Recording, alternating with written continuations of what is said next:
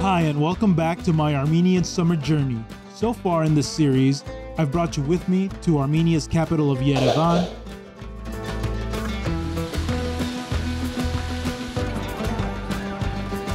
and we've gone on a trip to live in the remote northern village of Dsegh, where today we'll learn about Armenia's most prominent poet who was born right here in this village. We'll visit his home museum, and afterward, we'll hear two village elders share their life experience and wisdom over a dinner interview that I recorded at my host Vladimir's home.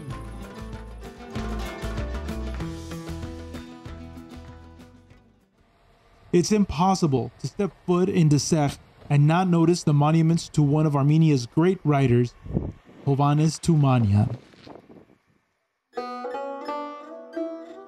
Hovhannes Tumanyan was born here in February of 1869. Born the first out of 8 children, his father, the local priest, arranged for young Tumanyan to get the best schooling available, which meant leaving the village. He started writing poetry early on in his school days, and his studies eventually led him to the city of Tiflis, then the center of Armenian culture in the region, where he launched his writing career and quickly gained fame among his people. But his primary inspiration was always his childhood in the nature of Dsegh, where he loved to frequent many of the places I visited in my last video, and that feature prominently in his literary works, which ranged from folk tales and fables to poetic verses and tragic dramas. These stories are considered an integral part of Armenian identity today. Hovhannes Tumanyan was also an advocate for peace, and throughout his life he helped support Armenian victims of Ottoman atrocities until his untimely death in 1923. While his body was buried in Tiflis, it is his childhood home, which today is a public home museum, where his heart rests. Vladimir's daughter, Madi, and I went to visit the museum one sunny morning. Madi told me some of the stories as we toured the property, now covered with characters from his many folk tales.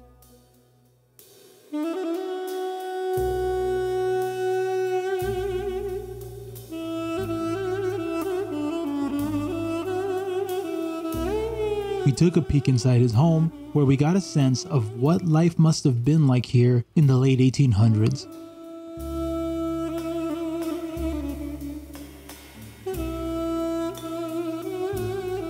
Basically, when it was very cold in the winter, the whole family would gather around the tonge. It's like the oven underground oven that would provide heat.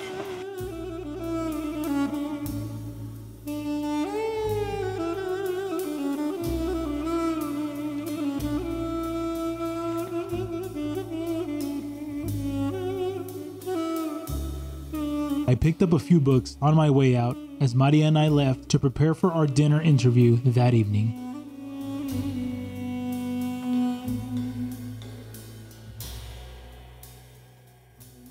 While Vladimir's family was finishing dinner preparations, our guests, Mr. Armil Tumanyan and Mr. Sinbat Gechikian, arrived. Vladimir introduced them to me.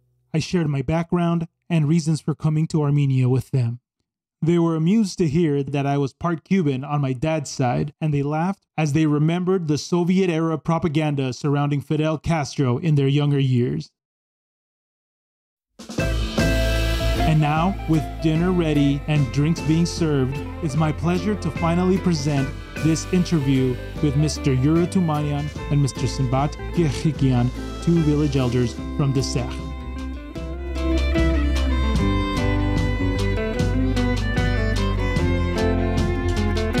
First question for each of you is to share the earliest childhood memory of this village.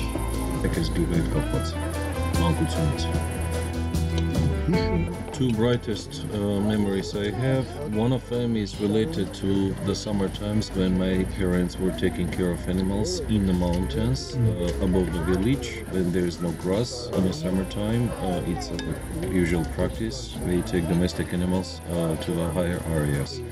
So I was spending a lot of time. It was fun, a lot of fun in the mountains. So this is the first thing I remember. Second, emotions I have are related to the early years at the school, local school, which, by the way, is not the present one. It was built by the local villagers by their own efforts. Յուրացա մանկության մասին ինչ կասես գյուղի հետ կապված։ I was born in the year when World War II started, 1941. It was very tough time, not enough food, and perhaps the best memories I have from my childhood are related to the time when we were going to the fields of... Have you heard the word kolkhoz? Коллективное хозяйство. It's like collective entrepreneurship. In the Soviet time, it was a common thing that the villagers have had no their own property. It belonged to the government, so they worked all together for the state, but they were getting paid for that. So his brightest memories are connected to the potato, which they were giving from the field, making some, not a dish, but just frying it in a fire and with friends swimming in nearby river. Those are our brightest memories. He was 20 years old when he left the village, and he moved to Yerevan. He worked all the time there, and after getting retired, he returned to the village. Similar to Mr. Sambat,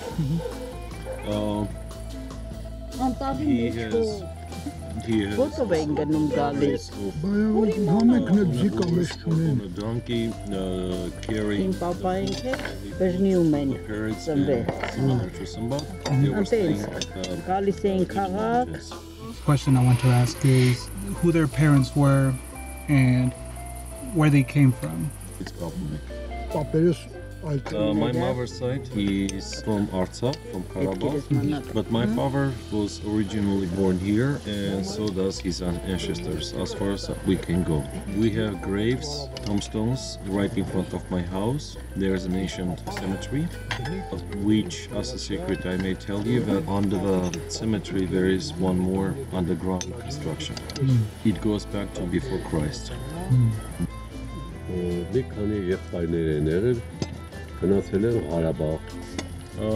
Mr. Yura said that his ancestors are from all around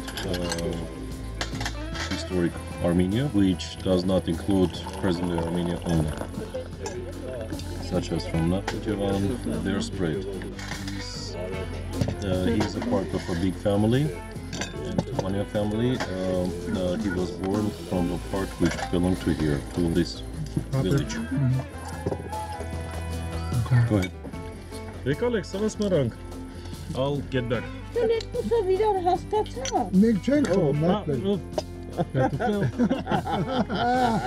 Fidel Castoryan'ın nimatsa nեղվեց։ Ես խմել եք, հա, մենակ։ Չէ, մենք չենք խմում։ Բախել բաժակը դատարկ։ Վլադիմիրն ասում է չի խմում, ինքը յուրադրամա։ Մարեմ շարժում որ չբերեր պատը։ What makes them proud to be from here?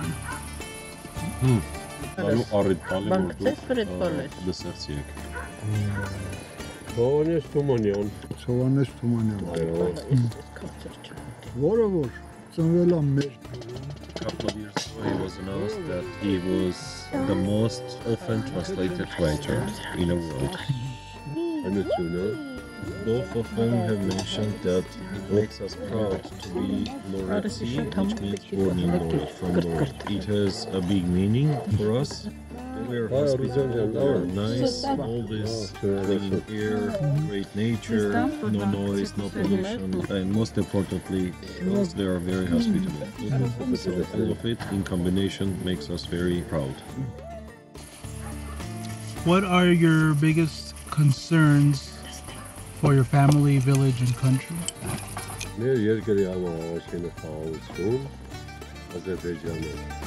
family and village aside, our biggest concern is peace, because genocide started almost 120 years ago and it still goes on. Our enemies, our good neighbors, Turkey and Azerbaijan, are still continuing what Turkey started 120 years ago. He underlined the importance of peace, shortly. That's it. What is the most important advice or lessons that you learned from your family?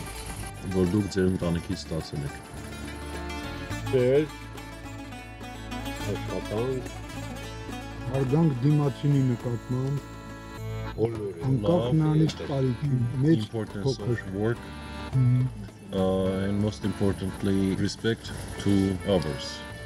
արաղը լավն էլի, լցնես Especially, especially the elderly generation. This is what we both have learned from our families. So, Հասկանում եմ։ Աբրիլ, Եվակովա։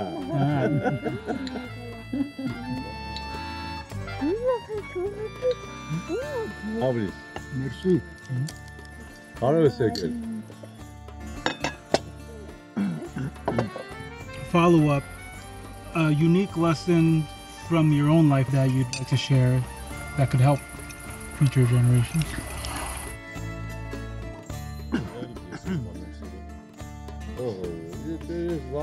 one thing I've learned, I've understood long ago, and I would like to underline the importance of work, hard work. That's all I can share to my future generations, the importance of working, because not working is not good. Mr. Sambat added that Hovhannes Tumanyan mentioned that until the fourth grade of the secondary school, he had excellent marks only. But after that, because of family situation, he had to work and he lost good marks.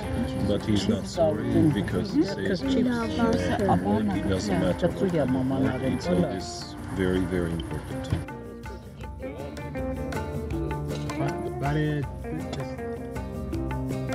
Արև ես եկել մոտ։ It's okay.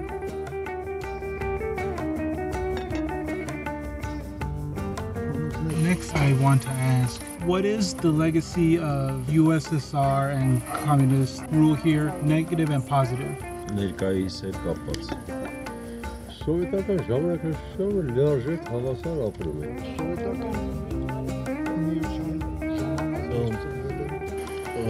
They both mentioned that we have no negative emotions. Most importantly, we were safe between the nations. There was no issue, or even if there was, we had no idea about it. Mr. Ira, during the Soviet period, has traveled to Azerbaijan, which is not possible nowadays. Mr. Sambat gave an example that, again, he underlined that everybody had work, job. Unless you're really, really lazy and you don't want to work, it was always possible to find job. Well paid, not well paid, it doesn't matter, because state was taking care of a lot of day-to-day needs. He gave another example that in the Soviet time there were, well, technically there were tourists, visitors from over Soviet socialist republics. He came and he wanted to underline that we had everything. So he personally remembers the case when tourists, citizens of USSR, they came to this village and they bought from a local grocery store. They bought some cans and some food, and through the postal service they sent it back home to their family members. One more question.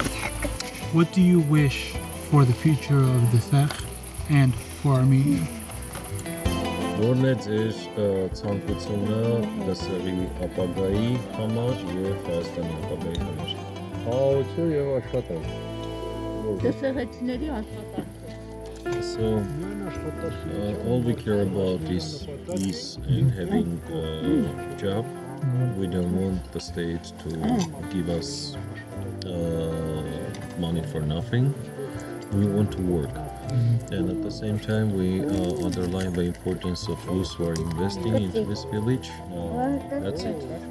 So again, two simple issues we both underline.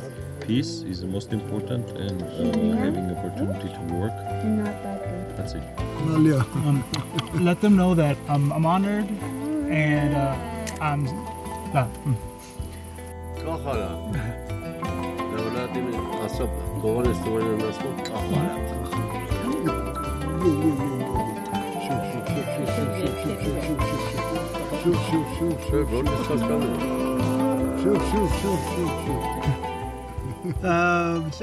Mitts, not mitts.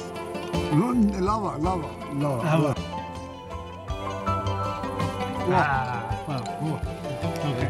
Thank you. Գնացեք։ Շնորհակալություն, հաջողություն ամբողջ կյանքը։ Wishing you best of luck wherever you go. Thank you. Viva. Viva Cuba.